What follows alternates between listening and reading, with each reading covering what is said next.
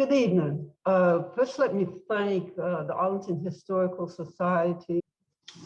And I'm going to try to pack in a lot of information, but as Ned has indicated, I am the great-granddaughter of James Parks, and I am an Arlingtonian. I've attended schools here in Arlington, and we still have a lot of family that are descendants of James Parks that currently live here in Arlington County. So tonight, what I'd like to do is I have a map of the estate from 1860. I'm going to tell you a little bit about how I began in doing this historical research. There's some, we're going to talk about the Parks family as a whole, and I'm going to be more specific, and then we're going to go into James Parks' family. And there are a series of letters that I'd like to share with you, which will be followed by the interment, the burial, and the display that is currently at the Arlington House.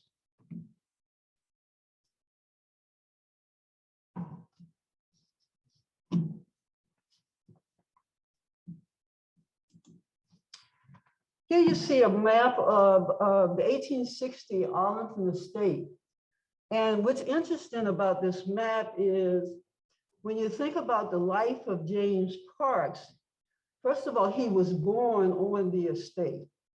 And the view of the estate in 1860 is up here is where the Arlington House was.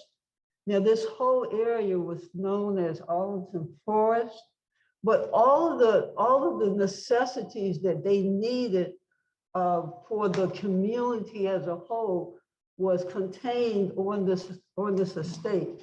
So we'll see that there was an ice house, there were stables, there were 2 outhouses. The grave of Mary Randolph is also here, and the numbers are hard to see, and my eyes are getting a little older now, but it's right here. Can you see that? Yeah. And then the Custis graves are located over here. And then there are 6 slave cabins all along throughout this property. There's 1 here, there's 3 here, and then the others are located on this side of this is the Alexandria and Georgetown Road. And I tried to find that road, get some information on it, but I was not able to do that. What's interesting is there's a chapel, there's a barn, and there's the apple orchard, and then there's a spring, the Arlington Spring, which is right along here, and the slave cemetery. Now, the slave cemetery was back over here, and that was where James Parks's family members were buried, which would have included his mother and his father.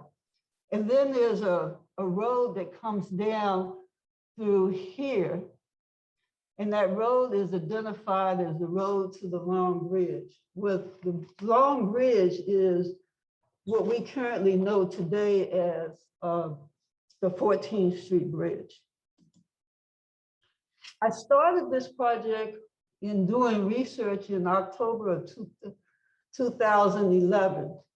And that was at the request of my aunt, who was Flossie Parks, to help her to take care of a family matter. Now, I had no idea that I would be at this place today, but I started in October, and I spent about 4 years doing research, and the primary goal of doing that research was to search out and find the names of James Parks's kids. His children amounted to 22 children. And so I used a series of resources, and then, Parks Family Reunion documentation, of course, Ancestry.com. There's a site called Genealogy Bank, and I haven't updated or I haven't gone to the site in a while, but it was the Mormon genealogy site. Of course, I spent lots of time at the Arlington County Records section at the courthouse. And then I made numerous trips going to the Historical Society, the Virginia Historical Society in Richmond, as well as the Library of Virginia. And there was also another resource that was called the Guide to African American Manuscripts. So that was where I collected a great deal of my information as I gathered information, or I attempted to gather information on James Parks. Now, James Parks was the son of Lawrence and Patsy Clark Parks, and there were 11 of them. But we're going to focus primarily on James for this evening's presentation. There's a picture of James Parks. He was born in 1843. As a matter of fact, it was March of 1843. And he died in August of 1929. So he was 86 years old. Now, what's interesting is what he has on are bib overalls. I never, of course, had the opportunity to meet him, but my grandfather would always wear those same bib overalls because he was a builder. So in this picture here, there is a description of James Parks, and he's described as a shy old man. But the only person that I know of in our family that I'm aware of is the picture of Louise Gray here, which is a cousin. And then this is my mother. Let's see this. This is my mother here. Her name is Justine Parker. Now, Louise Gray, according to the article that was in the Pentagram back in 1979, they decided that they were going to trace the family roots. And the reason that they gave for doing that was that they got together and planned a reunion of the Parks family, and it was held on August the 22nd at Mount Zion Baptist Church in Arlington. And the reason that they did that is because they did not want the younger generation to be ignorant of their family roots. So with that event, there were, I would say, over 300 people that attended that event. And it included not only the events at the church, but it also included activities at Arlington Cemetery. You know, there were activities where we had a tour of the old home sites that were in Arlington County, and it was just a magnificent event. But I didn't take this event very serious at the time. You know, I had an assignment, I did those assignments, and you know, you go back to doing the things that you really wanted to do. When I think about that, I would have really liked to sit down and talk to Louise Gray because she knew a lot about James Parks. As I said earlier, James Parks was born March of 1843 on the Arlington estate. And having been born there, as a child, he played on the land. Now, in his youth, he was responsible for having a wood fire in the log cabin for George Washington Parke Custis when he arrived. Now, he was 19 years of age when he was freed through what is known as manumission. And what that is that the will of George Washington Parke Custis actually freed the slaves that were on the estate. George Washington Parke Custis died on October 10th, 1857. But there was a stipulation, and we heard about this when we heard the SAFX presentation, and I think also when we heard the presentation on George Washington Parke Custis. There was a stipulation. That stipulation was that the slaves had to be held for 5 years. So they were held from 1857 to 1862. So, but the Emancipation Proclamation became effective January 1st, 1863. So they were actually held up until about a month and a half. Because if you look at October, it was mid-October before they technically were freed. And so that was maybe 2.5 months before they actually were freed through the Emancipation Proclamation. James Parks remained on the estate and lived in a log cabin that was once the George Washington Parks' office. And he lived there with his first wife after the death of George Washington Parke Custis. And he worked as a laborer in Arlington. And as I said before, he was a father of 22 children. Now that's documented. His father had 11, he had 22. So so my task was to identify the remainder of the 22 children, because we only knew of 5. And those were the 5 that lived here with him it was from the 1900 census, where he had 5 boys living with him and his status was widowed. So he raised those 5 boys, and one of those sons was my grandfather, whose name was Robert.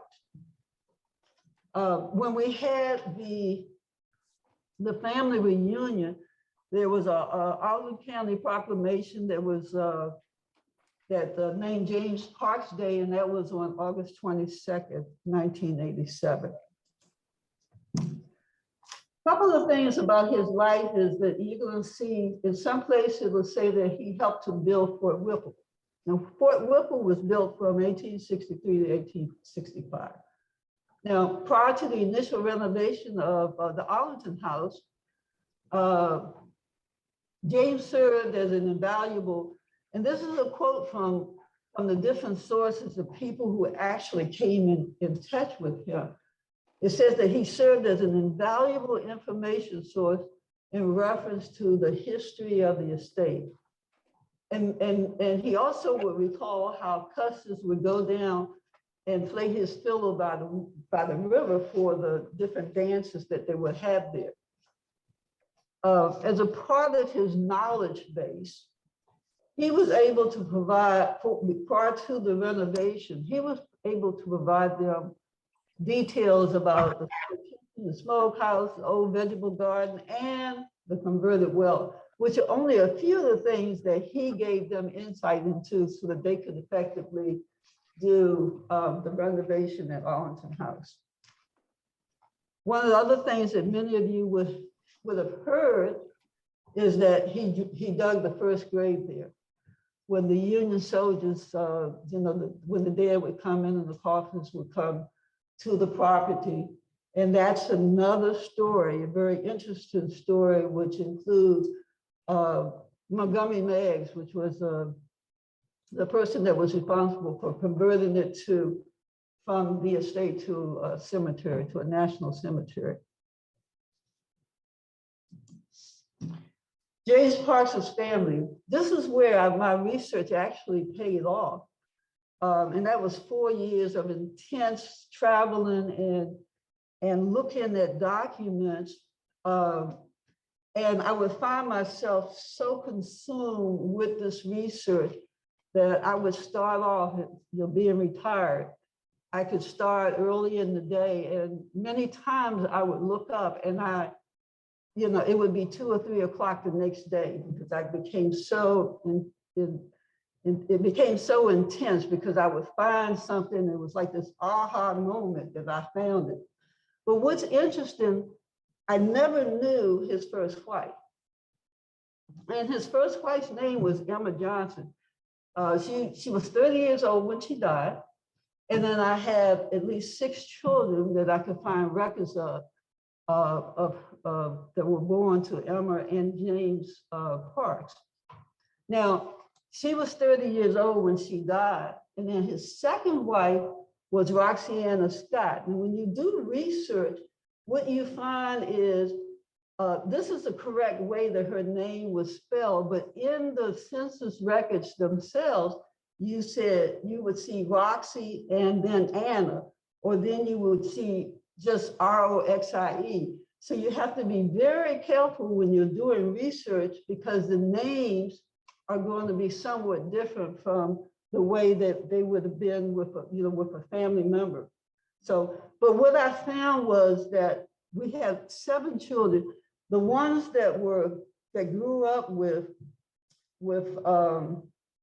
James Parks that were listed on the 1900 census was Raymond, Robert, Joseph, John Shirley, and Herbert. So the records that I actually found was James and the Parks, which is a male child that was born in 1887. Now, a lot of his children, according to the documentation of the ones that I was able to locate, they either died very young, or in most cases, it was labeled as the cause. It was dropsy or seizures or something like that. Now, over here on the Emma Johnson, these are twins, John and James. So one of them survived and one of them didn't. I think, I can't remember which one, but one of them died maybe after a month and a half of life. So I only found 13. And so we still have 9 more to look for.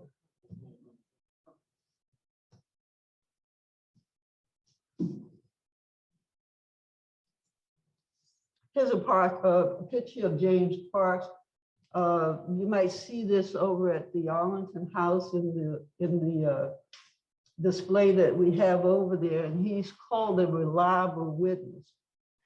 So this was actually in the Washington Star article from August 22nd, 1929. The actual quote. James was employed as a laborer for the cemetery. This is a letter of referral from D.H. Whipple, who was actually over the cemetery at that time. And that's dated July 2nd, 1900. This is an interesting story about James Parks because he was actually, this individual named Enoch Chase was actually referred to James Parks as a person that could provide him with some information. Now, he was not looking for James Parks to interview him about himself.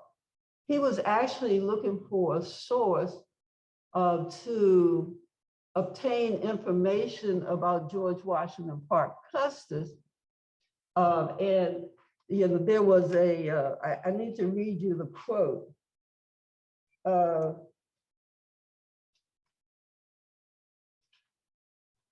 It says here that James Parks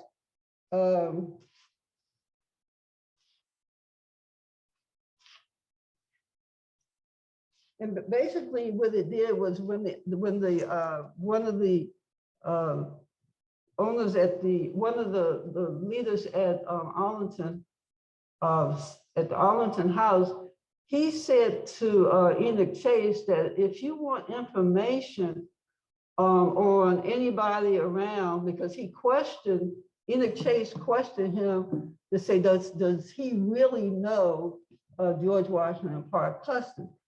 And the response to that was, he's about the only person that is anything about this area. He's the person that you should go to because he knows everything about the Arlington House area. So Enoch Chase actually sets out to go find James Parks, and he finds him sitting underneath a tree with his grandchildren. And as he approaches him, he says that he was skeptical about what he would get from James Parks. But what he found out was that there was a wealth of information that James knew, and he eventually said that James Parks was pure gold. So here he went. He was unprepared for what he was going to get. Or he didn't think that he was going to get anything. So he later had to go back and he returned with all of the essentials that he needed to conduct an interview. But he comes back in his article and he states that James Parks had a keen mind and memory. He was pure gold.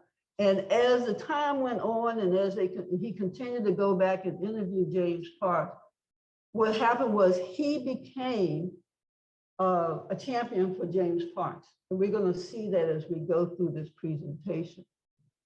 Now, James's grandfather, I'm told, was a cook for many years at the mansion. I don't know the name of his grandfather. I only know the name of his father and mother. But in that burial plot that I showed you earlier in that 1860 map, that's where all of his relatives were buried. But that area was later converted to an experimental farm. So, you know, we can't find out any information about where those graves went or anything. So that's somewhat disappointing.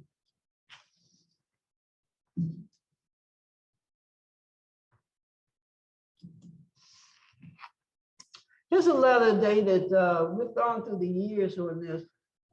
James Parks, again, he was 19 years old when he was freed through the will of George Washington Parke Custis. He's remained on the land. He's worked as a laborer, and then the war comes along, and he's still there working as a laborer. But as the time got closer, there was a friendship that had been forged with Enoch Chase. And Enoch Chase actually started a leather campaign on behalf of James Parks. And as I read this, I'm not sure that James actually knew that he had taken those steps, but the friendship had gotten very close. And in the letter, Enoch Chase is acknowledged the receipt of the letter from Robbins, Honorable C.B. Robbins, and he acknowledges that someday in the letter, the request was that someday James Parks, better known, and he was affectionately referred to as Uncle Jim, that Uncle Jim may someday be buried in Arlington National Cemetery, and that you have approved such a recommendation and directed that it be made of record. So Enoch Chase comes back and says that, I shall see to it that he is told of this mark of honor that will be accorded to him, and I shall endeavor to phrase it as fittingly as I know how. In the meantime, permit me to thank you for my friend, Uncle Jim. The relationship had gotten close at that point. Again, December 5th, 1928, the government of the United States, acting through the Secretary of War, has seen fit to honor you in a way no other man outside of its forces of the Army and Navy may claim to be honored in this day and generation. It has been officially ordered by the Secretary of War that you will be buried, and this is a letter going from Enoch Chase to Uncle Jim, that he will be buried in the Arlington National Cemetery along with the great captains of the Army and Navy of our country, if that is your wish. So, they're going back to him now, telling him that they made provisions for him because of the many years that he has spent working on the estate, going from that to it actually being turned into a cemetery and still working there as a laborer and as a primary person for burying the many soldiers and military persons that were coming from the war, from the Civil War. On December 8th, 1928, C.B. Robbins, he was the Assistant Secretary of War, and he tells Mr. Chase here, he says, I've had the law carefully examined, because he wants to make sure that he goes back and he looks at if there's a precedent for the request. And it says, I'm sure that you will be pleased to know that I have approved the recommendation of the Quartermaster General, that authority for the future burial in the Fort Myer section of the Arlington National Cemetery of James Parks was made a record. Now, note, he was buried in the upper cemetery of the upper portion of the cemetery. That's where the provisions were made. Was not Potter's Field. That's where he went. Now, this is December 8, 1928. So this is a whole year before James Parks actually transitions.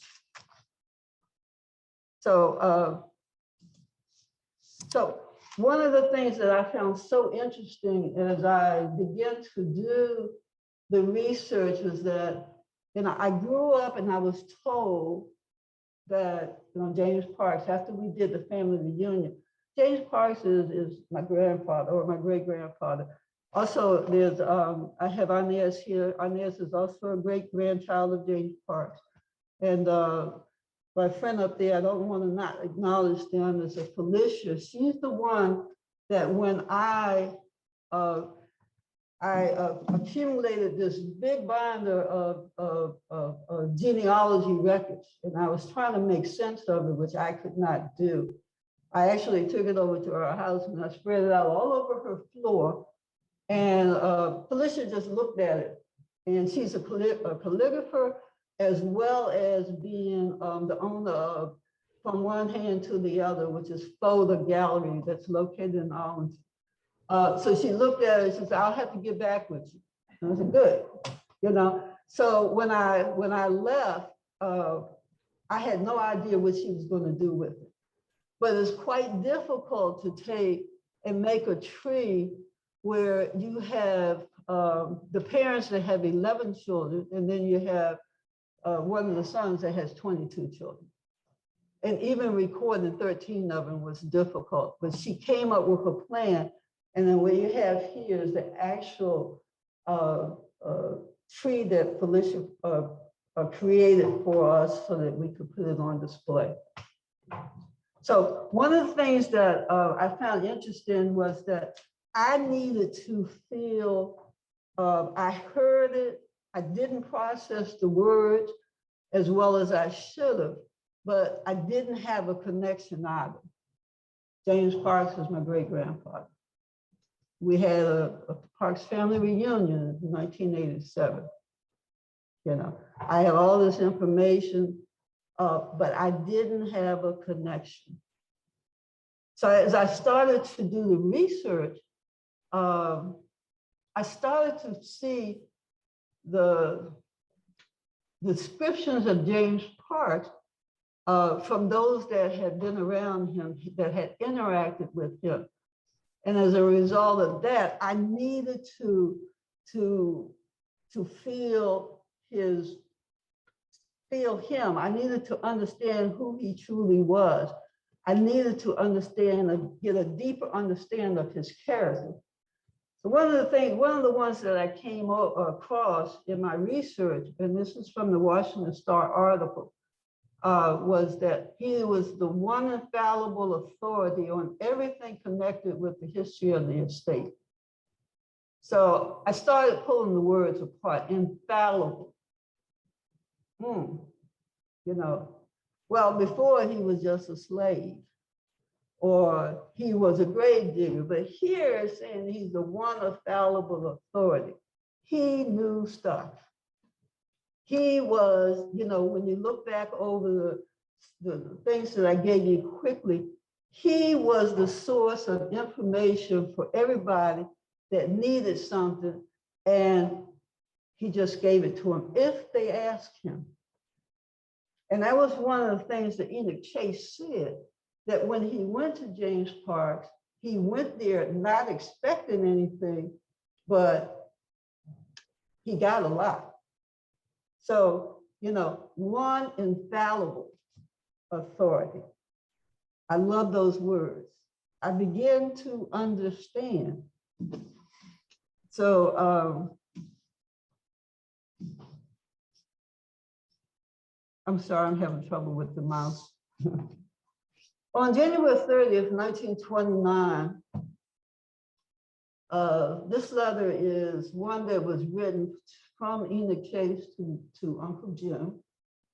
And it says that, you know, I apologize. I am sorry because President Custis did not sign the order that would give you a pension. Now, he's been there for over 60 years working hard, doing everything that you could possibly ask a person to do. They wouldn't give him a pension. But then he comes back and he says, now I have a secret for you. I have a friend who stands high in the American Legion here in Washington. I asked him if the American Legion will put a fine stone over your grave with your name carved on it. But remember now, you promised me, I love this piece of it. You promised me you would live until the big bridge was finished. And then you and I are going to walk a ride over it together. This is Enoch Chase. Enoch Chase, the man that went to see him based on the reference that didn't expect to get anything. And now they're going to promise, making him promise that they're going to walk across the bridge. That bridge was the Memorial Bridge. And that bridge did not get completed until, I think it was 1932. So he didn't keep his promise. But there was a friendship that had been forged between the two of them that was like none other. Here we see James Park, he's a civilian. And he was actually, authorized to be buried at Arlington Cemetery. And this is the interment. Forgive me because it says 1928 here. It should be 1929. But his date of death was August 21st, 1929. The date of his interment was August the 23rd, 1929. Now, this is interesting because James Parks was a civilian. He did not serve in any war. He was born on the Arlington estate. He worked there all his life. He did all the things that were required of him. He took care of his family. And when he died, he was, at his interment, he was given full military honors. That's amazing.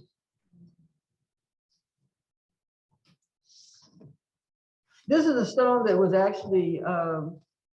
actually put on his grave.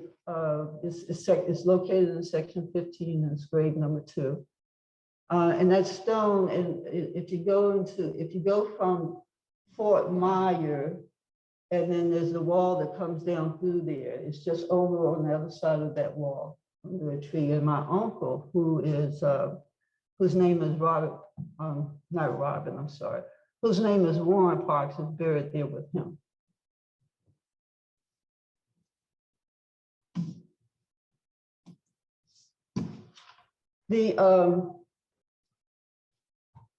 We just finished, there's a group of us, and Craig is a part of that. There's a group of us that's working at Arlington House that are the descendants, all of the descendants of the people that actually were on the plantation, and we all are working together to do some things. And Steve mentioned that when he did the presentation on the Syphax family. One of the things that we were able to do, and my aunt decided, and that's Flossie Parks, she decided that she was going to have a bust made of James Parks. My cousin Inez said as a model for the bust, and we had pictures and everything. It was done by Carol Sarkey. And that bust is now on permanent display at the Arlington House. And also, I need to thank Mr. O'Leary because he has been by our sides throughout this whole effort. And we actually celebrated that, I think it was in June, where it went on permanent display there.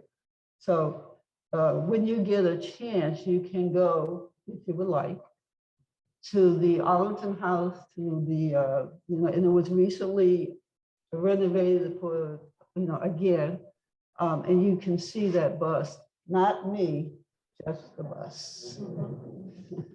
So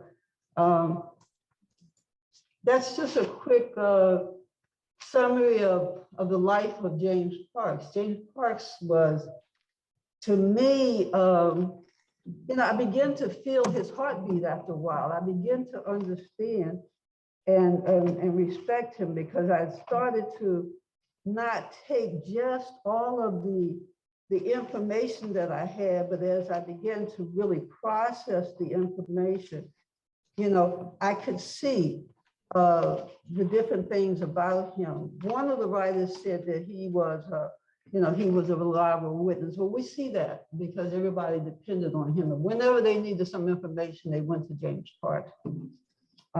So, you know, that tells me something about his character.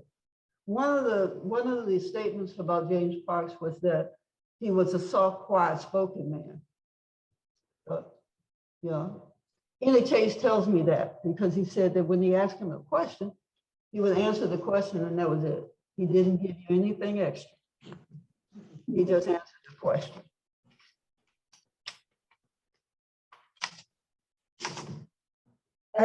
Louise Gray, her cousin, she in the researching the roots, what she said was that he was an unassuming man that took whatever was given to him and never talked much about the life he led.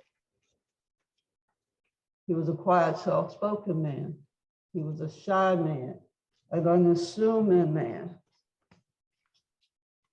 He only spoke if you asked him a question, but he never let you know. He didn't tell you anything about what he was, what it was that you asked him. It says that in one place it said that he was a modest, matter-of-fact old fellow. He was humble. You know, I'm beginning to feel the pulse of James Parks now. The quote that I was looking for earlier, it was a quote by Mr. Robert Dry. And he was the superintendent of the Arlington Cemetery. And when he referred Enoch Chase to the cemetery, because he was looking for information on George Washington Parke Custis, the statement was, "Why, that old fellow can tell you more about this place than anyone living." And Enoch Chase went and he saw him. That was a quote that was in the Washington Star. The Washington Star, which dated November 4, 1928. Again, the one infallible authority. Shy old man. An invaluable source of this living history. Talking about the living history of the Arlington community up here. You know, there were, I think it was over 60 slaves that were within that community that was pretty much self-sustaining with all of the different, you can see all of the different resources that they had available. And he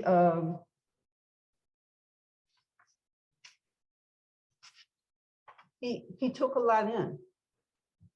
You know, I imagine that when he was a child that he would explore the land and that he would explore that land, and he would go about just looking for the different things that were unique, and he just took everything in. He talks about just watching the George Washington Parke Custis, you know, playing the fiddle and how he interacted with the people. Another one says that he meticulously described the layout of stable and the slave quarters and the other areas, so that which will allow them to be reconstructed with historical accuracy. He told them about things that they had no clue about when they were doing that first renovation at the Arlington House. And this is one that I love. He's a gold mine of history concerning this historic home of the the Custis family and the Lees. And this is we're going to as we will sum up the feelings of Ian Chase. He says that I began a very interesting acquaintance with a very interesting old man, a page from the book of the past, who has lived to witness many things the present generation calls history.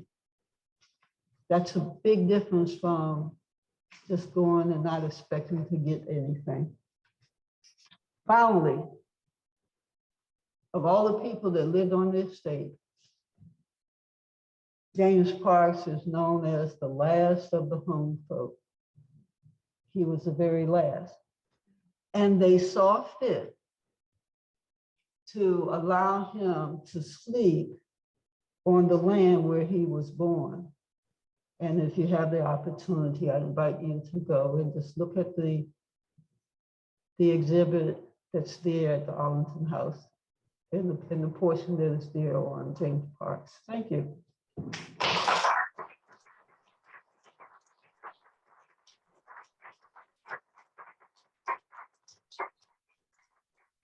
We have a couple questions from the virtual audience. Sorry about the feedback. Amy would like to know if you found anything else about the 9 children, not the rest of the children. I'm sorry, I can't hear you. Did you find anything about the other 9 children? I have not. One of the things that, as I spent a great deal of time, I think it was like 4 years of actually doing the research and you know, going down to Richmond and utilizing every source that I could possibly utilize. It becomes overwhelming because, you know, you get to a point that you don't see what you need to see, and because you're constantly digging into the records. And so I have not had the opportunity to find the other 9. One of the problems that I would encounter is that some of our people were not recorded in the records, and many times they were shown as chattel. So I can't find what my goal is to go back and eventually start to look for James, some information on James Parks' mother and father, and also to continue the research on looking for the other 9 children. But I'm being realistic with this. You know, it could be a record in the census records that would say just baby Parks or something, or it could just say male child.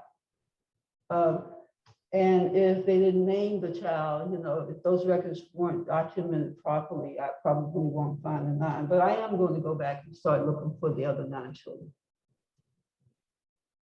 Any questions from the audience? I'm going to repeat it for the virtual world. Go ahead. I was wondering, did he live at Arlington for his whole life until he died? And also, was he there when the Freedman's Village was? Yeah, that's an interesting question, because yes, he stayed there. And you got to remember, when in 1863, and when Freedman's Village was built, there were a lot of the slaves that actually went to Freedman's Village, and they went to other places. I did some research. I found that just for within the Parks family, they were, I found people in Canada. I found people, you know, down in the South, you know, Philadelphia, Pennsylvania, you know, Maryland. Of course, many of us are settled in Arlington County itself, you know, so Arlington County, Alexandria. So they were all over. They're all over. So yes, somewhere at Freedman's Village. From the virtual audience, and that is Charlie would like to know if you have any insight into the relationship between Custis and your great-grandfather? In the article itself, there's an indication that there was a good relationship between Custis and many of the slaves. They talk about that when they wanted a pass to go somewhere, that even though he would fuss, that he would always give them a pass to go away, and then they would give them money so that they would have money to spend.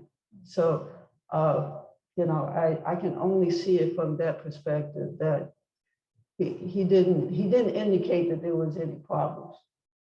But, would you really?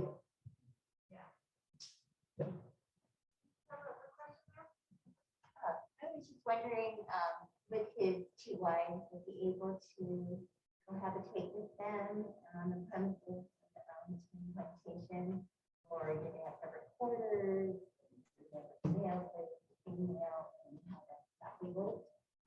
He actually, for his first wife, it says that he lived with his first wife in the cabin that at one time was George Washington Parke Custis's office. So after George Washington Parke Custis died, they actually moved into that cabin as man and wife. Now, in terms of the other wife, since he was there on the land, I would assume that he was, she was also there wherever they were living at that time. But I have not been able to find, I found the marriage record for them, but I did not find a death record for his second wife. But I know it in the 1900 census, he was classified as widowed. So I just haven't found that record yet. It's interesting when you go to the university or down to the Virginia Library in Richmond, there's a section that is labeled death records, and you can go in and you can actually find it that way. It's somewhat difficult because you have to go through it, and it's on a microfilm, and you have to go through it, and you have to really search and look for the various names that's there. So it's very tedious work. So there was no third wife, just two, There are two wives. not three. Okay, good. No, just two wives. He had 22 kids. That's enough. You had a question, sir? There are army records or A records or anything like that that you could find, like how much money he was making after the revolts? I had not explored that, but I will look into it. I just had not explored it. My comparison at the time was because I was retired from the Army, not as a military person, but as a civilian. I have an idea of how that whole system works, but then you have to take in consideration the time as well. So, but no, that's an excellent point. I would actually move forward and look into that, if there in fact are records that would indicate what his pay was. So when did he marry his second wife? Do you know what date? I have no idea. I couldn't find a death record for them. They married him. How far back can you trace his family? You know the name? His father's name was Lawrence, and his mother's name was Patsy Clark. That was her maiden name. What's interesting was there was in some of the documentation that I got from my family, there was a note that they thought that he came, that the parents came with Mrs. Washington from, I think it was Ravenworth or somewhere like that, but I haven't had the opportunity to go look at it. We had a point of contact from down in Mount Vernon, and she indicated that she could not find anything. So I've got to come up with another plan on how to approach that. So the name Parks, does that come from Washington Park, Custis? I think it does. The only difference is George Washington Park Custis was Parke. And then the Parks family was Parks. So all indications show that it probably derived from the Parke. I haven't found anything to confirm that, but just looking at it, one of the things that I also saw was in the naming of the children. Let me go back to that real quick. The one name that actually perpetuates itself through the family is James. And all of his siblings had a child named James. So when you do the research, it becomes somewhat difficult to distinguish between who is who, because there are so many Jameses out there. So you need to have the dates, and you need to get like a history of who's connected to whom. These are the 11 children of George Washington, of Lawrence and Patsy Clark Parks. Now, what's interesting is, when you look at Robert and Lawrence and James are the names that perpetuate themselves. But when you look at the Syphax family, you're going to see William Fitzhugh as a name in that family. Not the Syphax family, but you're going to see William Fitzhugh as a name in George Washington Park Custis family. One of the problems that you do have with doing research is for the women. It's very difficult to track a woman if you don't know the married name. So that's another. Oh, here, yes. Can you take us through a normal day of James Parks' life, like when you woke up?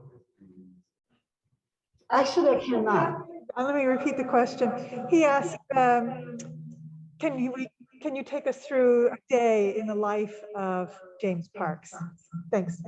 Actually, I can't. The only indication that I have that when he grew older was the fact that he had the responsibility of making sure that there was fire in the cabin for George Washington Park Custis.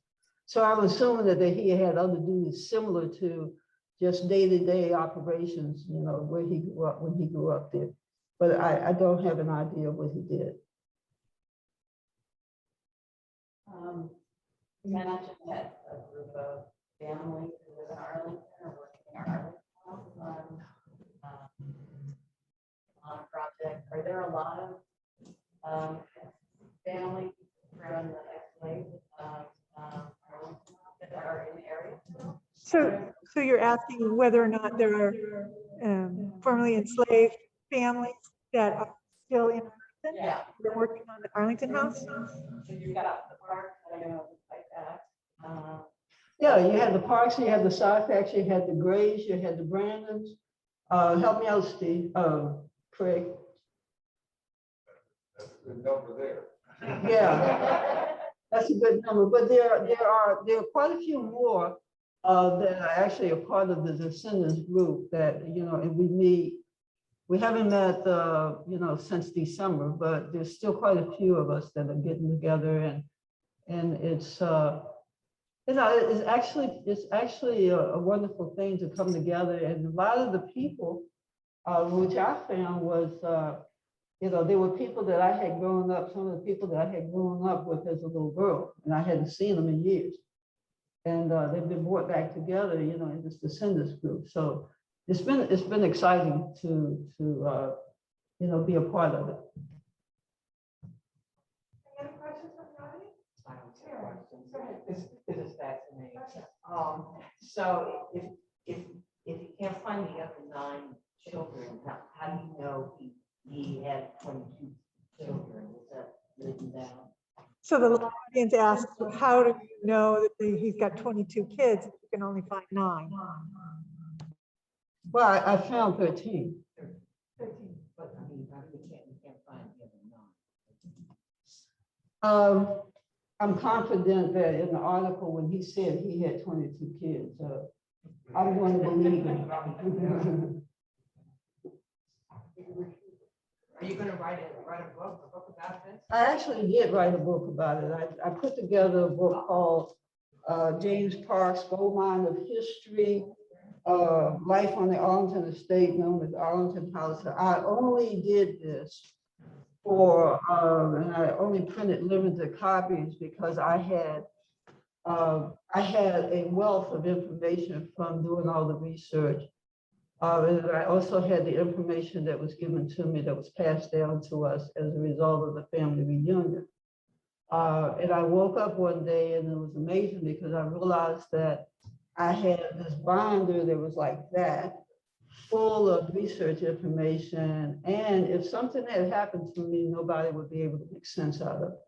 So that's why I set out to put this together, and I gave it to, many of the younger generation so that they would have it. And just in case somebody was bitten by the bug and they wanted to take it on, they would at least have the research from what we had already done.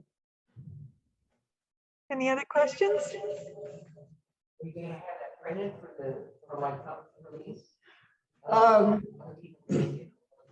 One of the things that I did was I noticed that there were some errors in it because it was very quickly done. And I actually self-published this one. I've been making changes to it and adding to it. So I've got notes all through this with critical information, important information that has to do with the family and just additional research. So in my original book, there were a couple of children that were not listed in here. So I decided that I would add them back with pencil or pen, and then at some point, depending on what direction I decided to go in, then I would have some changes to add. I would have the changes to incorporate in the book. But I haven't gotten to that point yet because I want to find or spend time looking for his parents. And then, of course, the other 9 children. When you publish, the Arlington Historical Society would love to be able to sell it for you. At the museum online. Oh, thank you so much. Thank you. All right. Well, thank you very much.